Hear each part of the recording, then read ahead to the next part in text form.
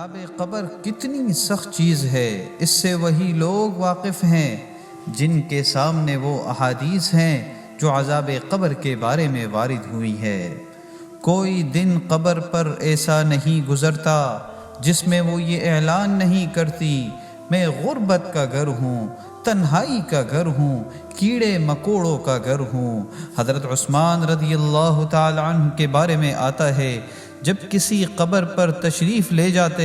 تو اس قدر روتے کہ داڑھی مبارک تر ہو جاتی۔ کسی نے پوچھا آپ جنت اور دوزخ کے ذکر سے ایسا نہیں روتے جیسا کہ قبر کے سامنے آ جانے سے روتے ہیں؟ آپ رضی اللہ تعالی عنہ نے ارشاد فرمایا قبر آخرت کی منزلوں میں پہلی منزل ہے، جو شخص اس سے نجات پالے گا بعد کی ساری منزلیں اس کے لیے آسان ہو جائیں گی، جو اس منزل میں نجات نہیں پائے گا آگے کی منزلوں میں بھی اس کے لیے دشواری ہوگی۔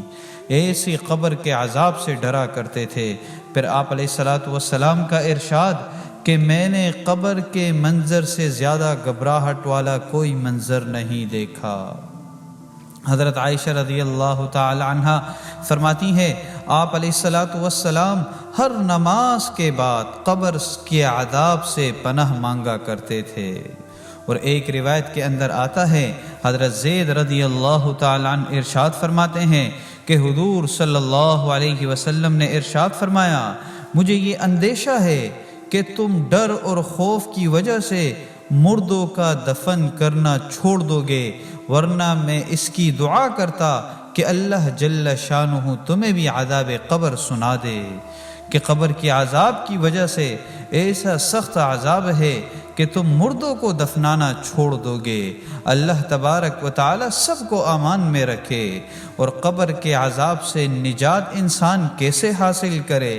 تو سب سے پہلا عمل اعمال صالحہ ہے کہ انسان نیک اعمال کریں گے تو عذاب قبر سے انسان اللہ تبارک و تعالی حفاظت فرمائیں گے۔ اور ایک عمل اللہ کے رسول صلی اللہ علیہ وسلم نے بتلایا ہے، حضرت جابر رضی اللہ تعالی عنہ سے روایت ہے، یہ ترمذی شریف کی روایت ہے، فرماتے ہیں اللہ کے رسول صلی اللہ علیہ وسلم نے ارشاد فرمایا ان سورۃ من القرآن 30 آیہ، کہ اللہ کی کتاب یعنی قرآن مجید کے ایک سورت ہے جس کی 30 آیت ہے، شفاعت لرجل حتی غفر لہ، وہ اپنے پڑھنے والے کے لیے یہ سورت سفارش کرے گی،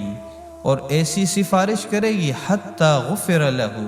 یہاں تک کہ اس کی بخشش کر دی جائے گی، اس کی سفارش قبول کر دی جائے گی۔ اور پھر اس سورت کے بارے میں بتلایا وہی سورۃ تبارک الذی بیدہ الملک، کہ وہ سورت، وہ 30 آیت والی سورت وہ تبارک الذی بیدہ الملک ہے۔ تو اس کے انسان کثرت سے اس کی تلاوت کرے، روزانہ ایک مرتبہ اس کی تلاوت کرے، اس کی برکت سے اللہ تبارک و تعالی عذاب قبر سے محفوظ رکھیں گے۔ حضرت ابن طبرانی کی روایت ہے، حضرت ابن عباس رضی اللہ تعالی عنہما سے روایت ہے کہ انہوں نے ایک آدمی سے فرمایا کیا میں تجھے ایسی حدیث کا تحفہ نہ دوں جس سے تو خوش ہو جائے؟ اس آدمی نے عرض کیا کیوں نہیں؟ تو حضرت ابن عباس رضی اللہ تعالی عنہما نے فرمایا آپ سورہ تبارک الذی بیدہ الملک پڑھے، اور یہ سورت اپنے گھر والوں، اپنے تمام بچوں اور اپنے ہمسایوں کو سکھائے،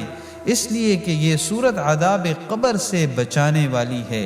اپنے پڑھنے والے کے لیے قیامت کے دن اپنے رب کے ہاں جھگڑا کرنے والی ہے، اور اپنے پڑھنے والے کے لیے جہنم کے عذاب سے نجات کا مطالبہ کرے گی، اور اس کا پڑھنے والا قبر کے عذاب سے محفوظ رہے گا۔ اور پھر فرمایا اللہ کے رسول صلی اللہ علیہ وسلم نے فرمایا کہ میں چاہتا ہوں یہ سورت میری امت کے ہر آدمی کے دل میں ہو۔